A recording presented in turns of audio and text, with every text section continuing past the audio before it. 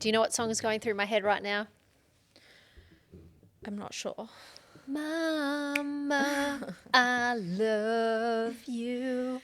Tully, this is a very special episode because it is your maternity leave episode. Yes. Don't, because I might cry. Really? Yes. Oh my God, I think. Oh, yes, it is my, oh my God, I can't believe it. Okay, stop. Woof. Okay, Why? yes. Why are you crying? Because it's like a new chapter of my life. Oh my God, actually, I'm going to cry. Oh my God. No, because it's like, I'm so excited, but it's like a new chapter of my life. And when I re-listen to this episode, I will have a baby in my arms.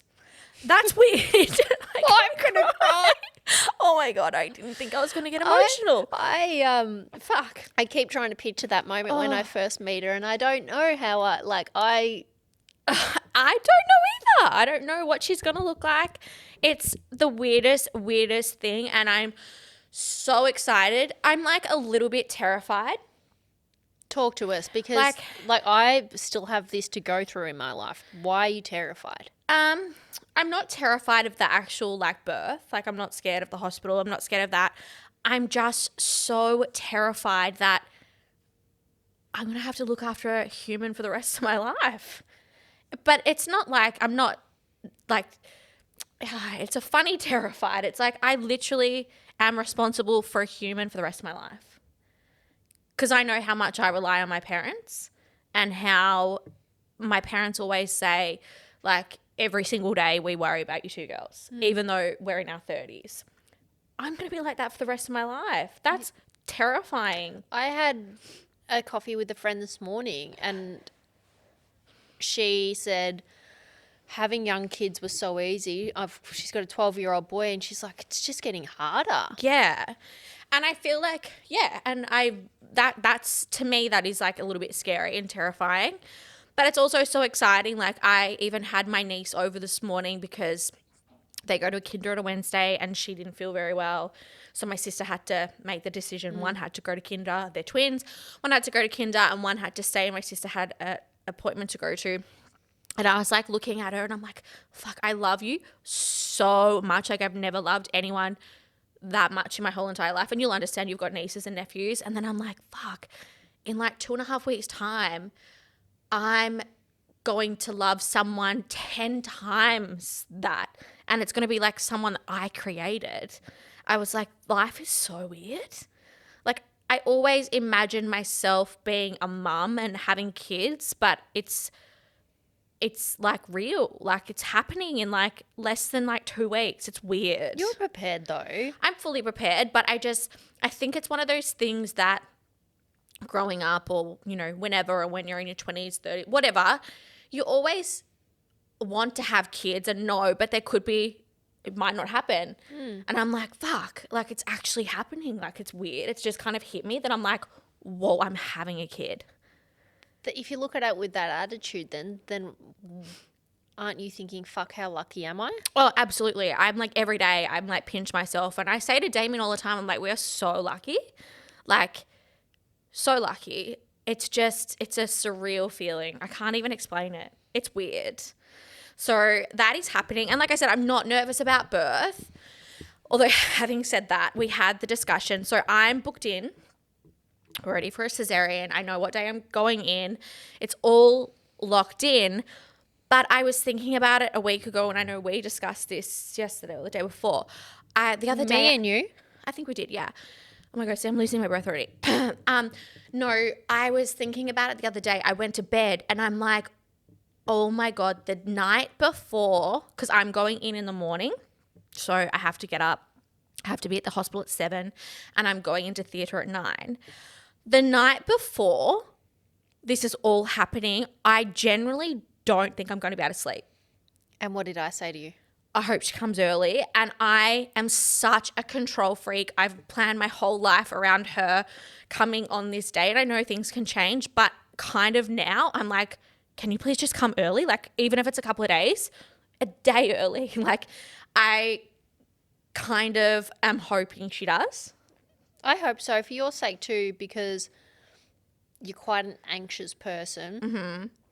and you're already thinking of the night before, thinking that you're not going to sleep. I know. I I'm said to you- manifesting not being able to sleep. I said to you, take a sleeping tablet. You've got these ones for pregnant women that you can take. Shut and up, then I was rest like, of it.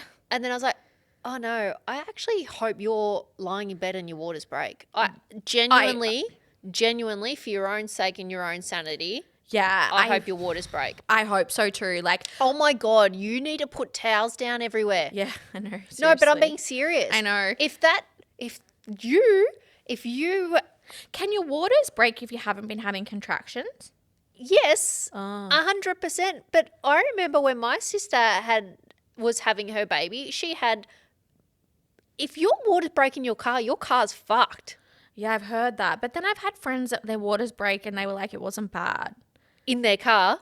On their bed, on No, their couch. there's apparently the smell and that it is. No, I had a friend the other day and they were like, oh no, it wasn't that bad. I said that. Anyway, who knows? I will be conscious and I'll fucking get tarp or something from Bunnings and put it in my car. No, but seriously, do. Yeah, I don't know. I just kind of hope she does come early because the anxiety of the night before is already stressing me out. And that was the whole point of booking it in, so I didn't feel stressed. But yeah, it's exciting. How do you feel about work? Because everyone keeps asking me about Tully and work and how are you going to go, Sarah? I'm like, oh, I'm not popping out a kid. I'll be fine. Oh, do you know what and I know everyone means well, and it's like, I know everyone means well, and I don't know what I'm in for, so maybe I am being the idiot. I don't know. But if one more person says to me, you need to slow down, I have slowed down 100%. Yes, I'm here recording today and I was here yesterday or whatever. I have slowed down. Like, I'm not getting up early like I used to. I like, once I finish doing what I do, I literally sit in bed all day and don't do anything. I have slowed down, but yes, I am still working here and yes, I'm still working. But it's really frustrating when you generally, like, I feel fine. Like, I feel good. I'm just tired at the end of the day. And I said this, we had a therapy session the other day. I feel like by everyone coming at me, you need to rest. I feel like I'm already starting to lose my Tully identity by everyone trying to push me to do something I'm not ready for. I don't want to slow. Like, I know when I'm pretty in tune with my body. Like, I know I wake up in the morning, I'm like, oh, should I go for a walk? I'm like, no, I'm too fucking tired. Like, I actually generally can't. It's just, I feel like I'm losing my identity as Tully to this mum already, and I haven't even had her. But for a little while, you will. No, I know, and I want to try and work hard not to lose my identity.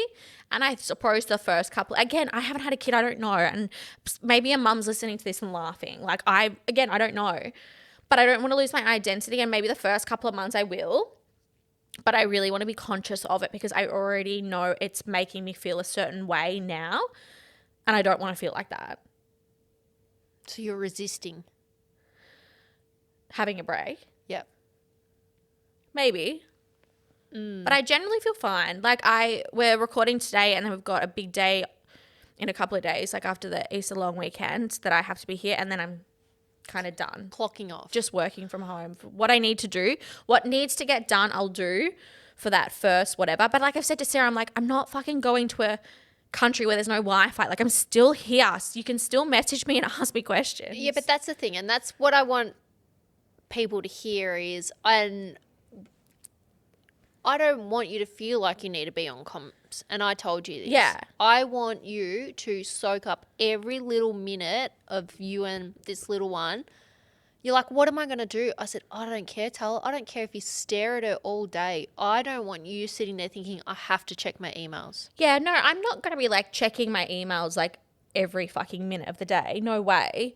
But I still want to be like across everything. Like, even if I just skim emails or skimming messages, I still want to be like, what if you don't have time? Well, I don't have time. But again, I don't know. I have no idea. Like, I don't know. I spoke to someone the other day, like Mia Plekic, who is doing work life, mum life. And she's like, I am so responsive on emails from like 2 a.m. to 5 a.m. That's when I get my shit done because I'm feeding and stuff. And then that was that week. Yeah, it was that way. But things are going to change, I know. But I'm just like, I don't know. Like, I actually don't know. So I'll see what happens. And then it's hard when you run businesses. Like, I don't know what it's going to be like. I mean, like I said, I say this to everyone. They're like, what are you going to do? I'm like, I'm really lucky that I have a business partner. Like, if you didn't have a business partner, you'd be fucked. Like, you'll have your time one time when you might have a kid, or you might go on a 6-week fucking holiday because you're having a mentee B. I don't know.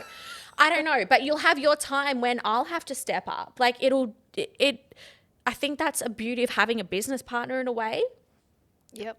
It might not be fun when you're in it, but that's not forever. It's not forever. It's just a season. It's a chapter. And I know, like, I've told Sarah, I'm like, you have to take time off, like June, July, like, we'll take in turns, like, and what needs to be done that I can do, I will do. You need that time for you. It's just a different chapter. Time. Yeah. Yep. So I'll be doing solo girl trip Euro. You'll be in the trenches. I'll be like fucking changing a nappy, trying to pack orders, do things. But that's just a chapter of my life, and you just have to do it. And I think that's the beauty of having business partners or business partner, that you like, that, I don't know, is that why you have it? Like, we're lucky. We are lucky. Yeah. So I'm not stressed about not working. I'm not stressed about having time off. I do want to be like still involved in things, because like I said, I don't want to lose my identity of who I am. What do you mean lose your identity of who you are? You've said it so many times. Well, I already, like, in the Solomon session we had, I mentioned everyone, like, telling me, oh, you're not going to have time to do this, or you like, already telling me, like, when I have the baby, what's going to happen. And I'm like, but why? How's that your identity? Because I feel like by people telling me all the time, I'm like, I don't know. I just feel like I don't know how to explain it, but they're telling me what mum life is going to be like. So I'm already like, and maybe it's me thinking too much into it and presuming and assuming and stuff, but I don't know. I feel like it's like their stories or their experiences. They're trying to pin it to me what their life was like, and I'm already starting to like lose who I am. I don't know how to explain it. Maybe losing identity is the wrong way to put it, but I'm just like, people's opinions and experiences onto me about how they think my life is going to be when I have her. It's frustrating. Now. Yeah. And like I said, mums or parents will be listening to this and like laughing, thinking, oh, you've got no idea. But every child is different. Every household is different. So I'm that's the frustrating part, is like people already telling me how they think my life is going to be like. And subconsciously, I suppose you are like sinking, like, I don't know, like thinking. Do you believe what they're saying is true? Subconsciously? Yeah, I think subconsciously, yeah, I probably am. Even though, like I said, I don't know what my baby's going to be like. I don't know how much help I'm going to have. I don't know how many days a week Damien's going to be home to help. Like, I don't know all these things. So maybe I am believing what they're saying, and then it's making me a little bit frustrated. Are you frustrated because you have to sacrifice so much? Nah, I'm actually excited to sacrifice things. Sounds really weird, but I am such a control freak that it's kind of got me a little bit excited that I won't have, it's a challenge. Again, it's a new chapter. I'm so used to getting up in the morning and going to Pilates, and that's a control thing for me. Well, not a control thing, but yes, in a way. I'm so used to doing certain things that I'm kind of excited to sacrifice things that I love and that I probably control too much for someone that I'm like obsessed with, like love. So like I was talking about it to a friend the other day, and she, I can say who it is, Tara. She does some of my acupuncture sometimes for my carpal tunnel. And she was like, when you have a baby, like, some like things that you used to worry about, like your body image, or just things you used to worry about, you do not give a shit. I'm like, I have been waiting my whole fucking life to feel that. Even at this age, before you fell pregnant, you still felt Still that pressure? Feel pressure, yeah. I feel like once you've got an eating disorder, it's always with you. In some ways, I know how to control it, but I think in some ways it's always part of you. I've spoken about that before. So then Do you think if you say it's always going to be part of you, are you worried about post-pregnancy? No. Nah. I'm not worried about post-pregnancy. So then it can't always be a part of you. No, but I have days where I will like I'll worry. Like I'm like, oh, I probably shouldn't eat that because I'm not exercising. So I'm not worried about postpartum because I generally I don't feel like I haven't really put on much weight anyway in pregnancy, so I'm not worried about that. I think if I had to put on more weight, or I saw someone the other day that had something where she couldn't exercise. Or Michelle Battersby had something wrong with her pelvis and couldn't exercise. If that happened to me and I couldn't move throughout my whole pregnancy, I probably would be worried. So yes, it's still a part of me. But when Tara was telling me, she was like, things that you used to worry about, you just don't worry about. And I'm like, fuck, I'm such a worrywart and such an anxious person. I cannot wait for that. So But your worry is just going to be on something else now. I know, which is funny. But like sacrificing my lifestyle and life kind of excites me in a way. If that makes sense. Yeah. Yeah. Because I have like this little person to like worry about. I'm probably not number one anymore. Not probably. You definitely you aren't. I'm not number one. And I feel like I'm probably a selfish person in a way. Not in like a mean way, just like Do what you want when you want. exactly independent, selfish. So when I have this little human, I'm like, fuck, you're number one now, not me. I shouldn't say that because Solomon would be like, no, you're number one because you are the mother, which I understand too. But I think it's just like, yeah, kind of excited to sacrifice. Have you already thought about how you want to be as a parent? No. Or like, yeah, okay, no, but yes. Like as a parent, there's things that I probably lacked growing up from my parents. Not that they didn't love me or anything, but things that I would love to implement into my daughter's life. Like I really want to teach her positive language, positive affirmations, like trying to teach her how to be mindful, like all those things that helped me through my recovery of eating disorder, or even now. I never learned that as a kid, but I don't think many of us did learn that back in our day and age. I don't think. Last night I was at my brother's house and I was standing next to Macy hugging her and I was like, "Are you beautiful?" And she nodded her head. And then I was like, "Are you smart?" And she shook her head. And that broke my heart. I was like, "What?" I said, "Are you smart?" And she shook her head. Oh no. And so, boy, for the next 5 minutes was I standing next to her going, "I am smart," making her repeat it, "I'm kind." And then I went around the whole family. I said, "What else has everyone got to say about Macy?" Yeah. And that's exactly how I would love to parent because I never really had that growing up. And like I said, I don't think, well, maybe there were some families, but I definitely didn't have it. I really want to teach more positive language and positive energy and just that kind of stuff with our child. But like parenting wise, I don't know, like I haven't even read any books or listened to any podcasts. Like I'm going to try and not get angry and reactive. I know some some friends or relations or whatever that get very reactive because they're frustrated. I want to try not to do that. I feel like that aggravates the child even more and they play up even more from what I've seen. So, but no, I'm not really that sure. There's things that I want to implement into her life, 100%, but parenting wise, I'm not really sure. Have you censored yourself along your pregnancy, like not shared it as much with your social media? I feel like I'm fucking interviewing you. No, you kind of are. Yes. Why? Why do you censor yourself?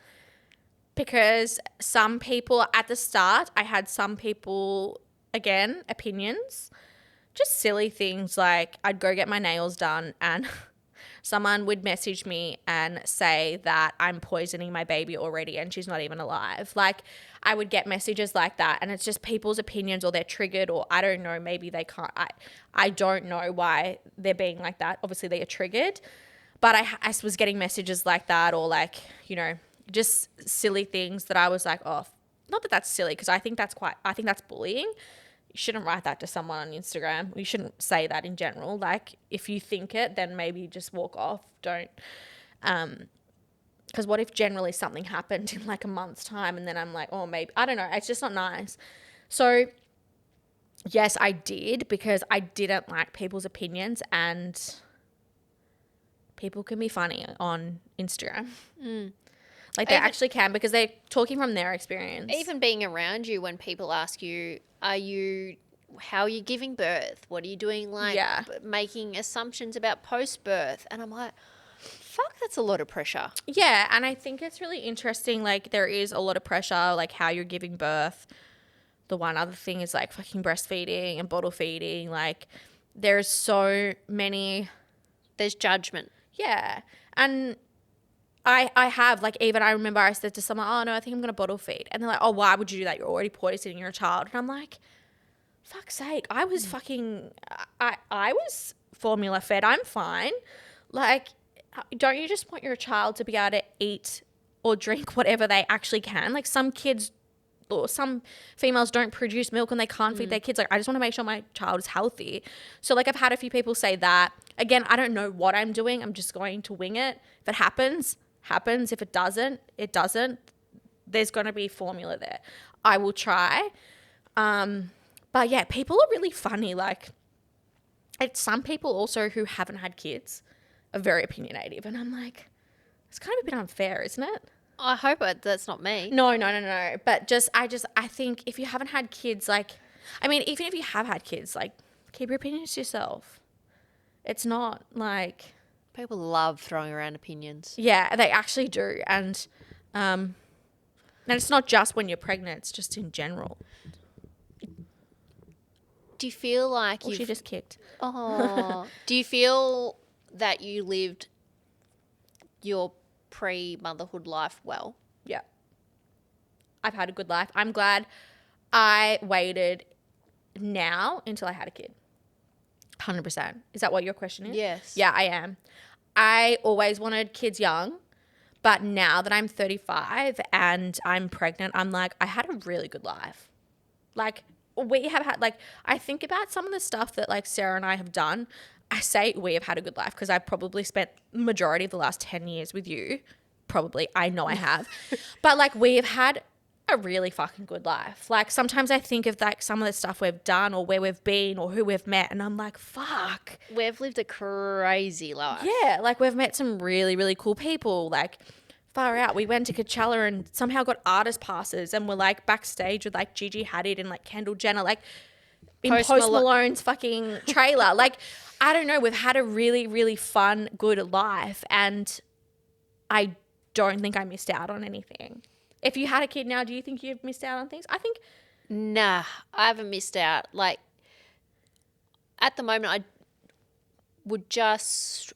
There's a few things in business still I want to achieve, but yeah, same. I can still achieve those things. I agree. And same. And, like, I think about that, but I'm like, just because I've got a kid doesn't mean I can't achieve these things. That's so true. Like, no way. You just because you've, like... Yeah, your life's going to change a little bit, but doesn't mean you can't still follow your passion and your dreams. Like, no way. You can still do that shit. There's so many mums. I remember I was like, we were mourning your ability to travel freely when we last went to America. I was like, Tully, this is the last time we're ever going to do this. This is like, and you turned to me and you were like, can you shut the fuck up? Yeah. You're like, I'm still going to come to America with you. I'm still going to do this. I was like, it won't be the same. It's true. Like, you can still do so many things. And, like, even if she has to come with us or she's with Damien, her dad, fuck me, for like a week, 2 weeks, it's fine. Like, I can still do things. It's like, I'm not, I think. We were driving down the hill one day in LA and we were having this conversation.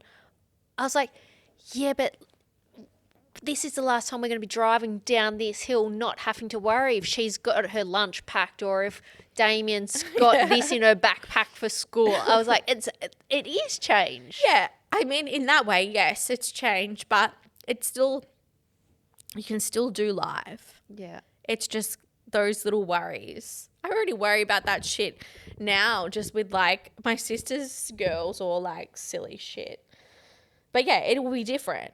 But I'm so excited. Like, if we have to go traveling for work the first like 2 years, I'm sorry, she's gonna have to fucking come. No, you've already said that she has to get a Yeah. passport ASAP because Yeah. she's coming on a trip with us. I'm excited. How cute. You're getting separate rooms. I am not sleeping with you and a baby. Yeah, no, but it's yeah, it's again, I don't know. I'm not in the trenches yet, so who the fuck knows? But it's exciting. Yeah. Anything else about pregnancy you want to talk about? Um, Or just like motherhood in general and women in business and parenting? yeah, I think there is this like, I don't know, because I feel like I surround myself around a lot of women who are in business or work that have kids, and I feel very lucky to witness that. Like, we have a lot of friends who, or connections who are working mums, and I think that's inspiring. I feel like maybe if I stayed in the country and had a kid, it'd be very different, because I think a lot of my friends or people that I know are stay-at-home mums, and it's very different. I think we surround ourselves around a lot of inspirational women who are doing it all. And I think I feel lucky in that way, because I do think there is pressure for a lot of women to have maternity leave and probably feel like they have to go back to work in a way. I don't know. I don't even know how to answer that, but I feel very lucky that we have a lot of friends who are doing life and being a mum, because it makes me not scared and it inspires me to continue doing what I'm doing. I don't want to be a stay-at-home mum. Why not? I've never wanted to be a stay-at-home mum. I saw my mum be a stay-at-home mum, and I used to think every day, like, fuck, are you bored? Not that she didn't do amazing. Like, my mum was a fucking amazing mum. She picked us up every day, made us lunch. Like, we were never late. Like, we did after-school activities. She was like our taxi to whatever we wanted to do. But I remember always thinking, fuck, are you bored? Like, what's your purpose? And I suppose that sounds silly, because her purpose was being a mum and making sure that we were getting looked after. But for me, I feel like you can Be a good mum and work. and have a purpose outside of being a mum. Because I did often think that. I was like, what's your purpose? Like, you just stay at home, drop us off, get us up, make breakfast, drop us off, go home, maybe do the grocery shopping, watch Days of Our Lives, then pick us up. Like, it's so repetitive. Clean the house, do your Yeah, folding, I do know. your washing. Like, and I feel bad saying that, because I used to say that to mum. Mum's like, are you kidding? Like, I do. And I know, like, she was a housewife. But I always used to be like, I don't want that. You aspire to something more. Whereas some women, all they want to do is stay at home mum. Absolutely. And that was my mum. Like, my mum, like, yeah. I mean, my mum didn't have to go to work. She was we were very lucky that my dad, you know, was the worker, could provide for us. So my mum didn't have to go to work. But yeah, absolutely. My mum wanted that life. Like, I just don't want that. It's fair. Yeah. And I don't know. I mean, yeah, maybe for the first few months, yeah, I'll have to be a stay-at-home mum or whatever. But I don't know. I've never aspired to be that. Would you want to be a stay-at-home mum? No. Nah. Was your mum never worked either? No. No, so you had a very similar, did you ever have those thoughts? Yeah, but I'm the youngest of four, so it's a very different true. experience. True. Very different experience where I think by the fourth, they're like, I'm over being a parent. Yeah. Fend for yourself, or the older kids can help out. Yeah. So I had a very different experience. Yeah, whereas I'm the elder, so I'm only family of two, so yeah, I don't know, I kind of felt sorry for mum. She was fine, she was happy, she was, you know, doing her thing, but I don't know, I just didn't want that. So yeah. And Damien, we've spoken about this before, but Damien's, I'm quite happy to be a stay-at-home dad. You go work. I'm a stay-at-home dad, but we'll both be working. We just have to juggle her. And I mean, lucky I've got family and stuff like that, I feel sorry for women that generally don't have any family. Like, I know I haven't birthed this child yet, but I was thinking about the other day or even this morning with my sister, I'm like, fuck, my sister's so lucky that like she has help, because there's a lot of women out there that don't have help. And that hurts, because I'm just like, it would be so hard. Like, my sister this morning just simply picked up the phone. Can you please have Aria for like 2 hours? I was like, yeah, absolutely. And I was like, fuck, what if like there was a mum that doesn't have any family, no help, nothing? Like, it'd be really fucking hard mentally. Happens for a lot of women. Oh, absolutely. And it really hurt my heart. I was like, oh, that would be really fucking hard. It would be hard. And just think how, like, you hear people always like, make sure you fill up your own cup as a mom. Like, make sure you fill up your own cup. Like, you will be a better parent. How do they fill up their own cup? Like, how? Like, kudos to anyone that it actually hurts my heart. It really does. Like, I'm very lucky that, Damien might some days be able to go to work a little bit later so I can go work out, or Damien can come home early so I can go get a bloody massage. Whatever it is, I'm lucky. Or my sister could come and help, but the women that don't have that, I really feel like it hurts. Because we all know how important it is to fill up your cup. It is. We know that. Yeah. So it's when you're about to become a mum, you think of these things, and I probably never really thought of that before. And I'm sorry to anyone listening that is in that situation, because I've never thought about it until like the last couple of months. I'm like, fuck, they must have it very hard. Mm-hmm. Yeah. How are you going to fill up your cup?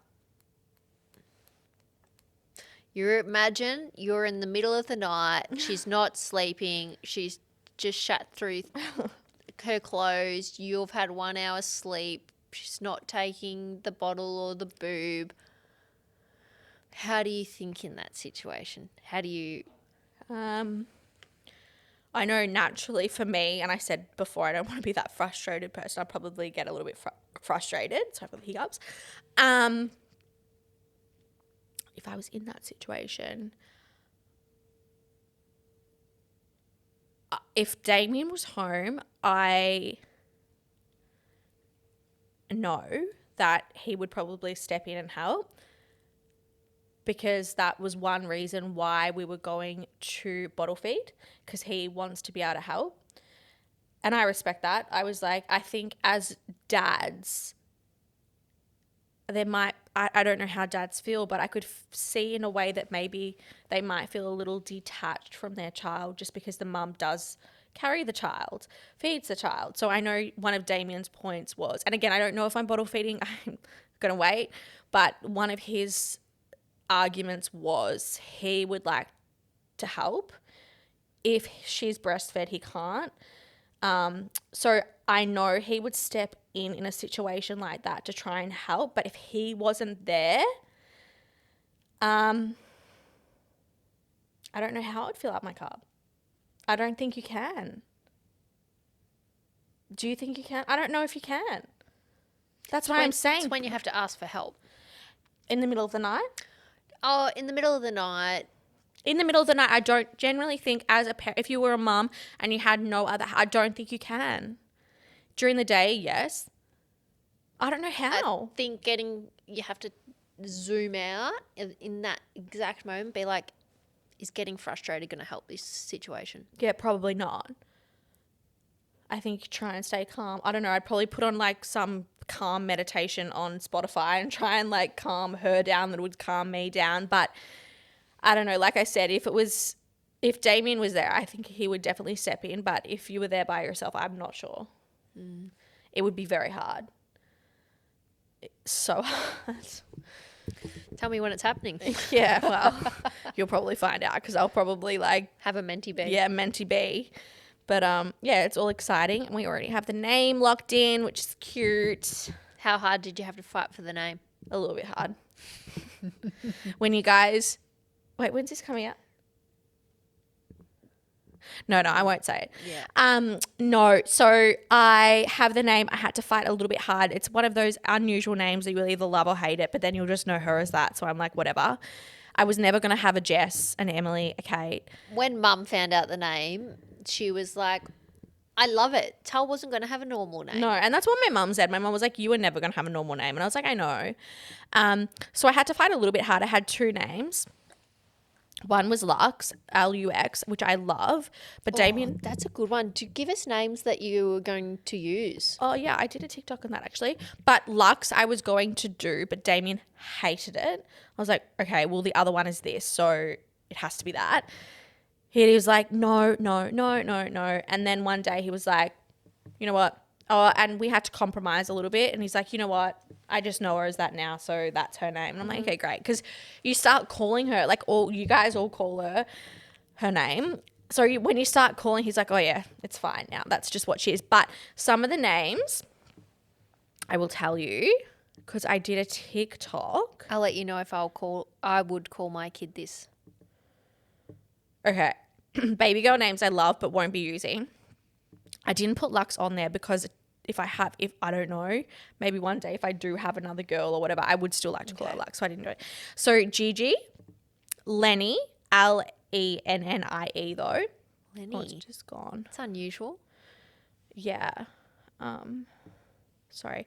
Coco, Phoenix, Kai. Phoenix or Phoenix? Phoenix. Phoenix. Ugh, Phoenix. I can't say. Kai. You can't call your kid Phoenix if you can't pronounce the name. No, my mouth is dry.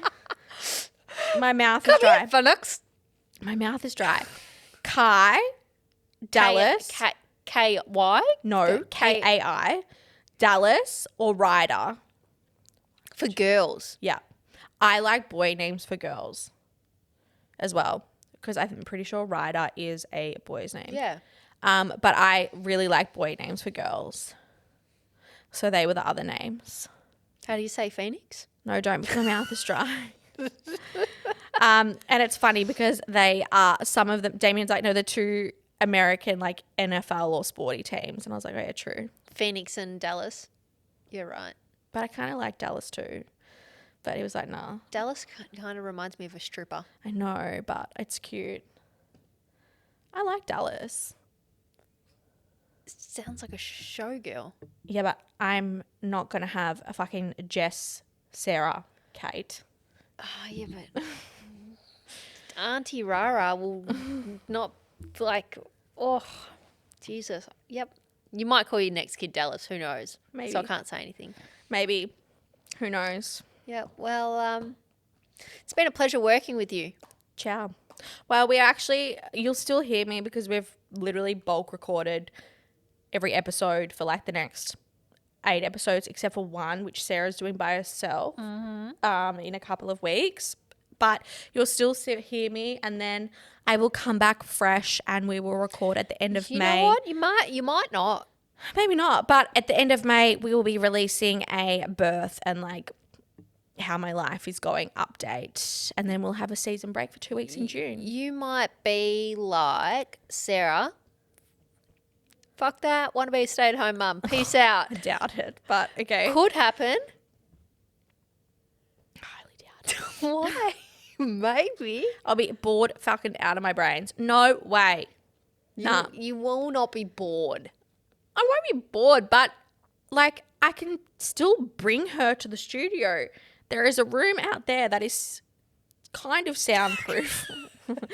I've already like said again, I'm so lucky. Like Damien's like, if there's any days I have to take off, you just have to let me know and I will look after her. I'm like, are you sure? He's like, it's my daughter. I can look after her. I'm like, are you positive? He's like, it's fine. So I will. It's fine. Like I said, I'm so lucky that I have a partner who is willing to help. Very lucky. Extremely lucky. My sister, she even said the other day, oh, I can't wait. Because I said to her, oh, our dog, it was like one of those really, really hot days. It's like 38. And the dog was on the balcony. And I messaged her at like 10:30. I'm like, oh my God, Sana's been outside for a couple of hours. Can you go over and like grab her and take her to her house? She's like, oh my God, I can't wait till this is a message when I have to look after Roll. Oh my God, Matt, can you please edit that out? I nearly said her name. I can't wait to have these messages when it's about her that I can look after her. I was like, oh, that's what I mean. I'm like, lucky I've got help. Yep. Yeah, far out.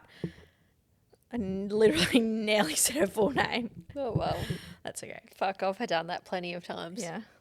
Lucky it rhymes with another name that's similar. Very true. Yeah. Very true. All right. Well, good luck. Thank you. Thank you. Don't cry. I'm not crying. I've cried at the start already. I'm not going to cry, but very excited. You're nearly on maternity leave. Yeah. One more full day and I'm done. Ciao. Bye. Bye.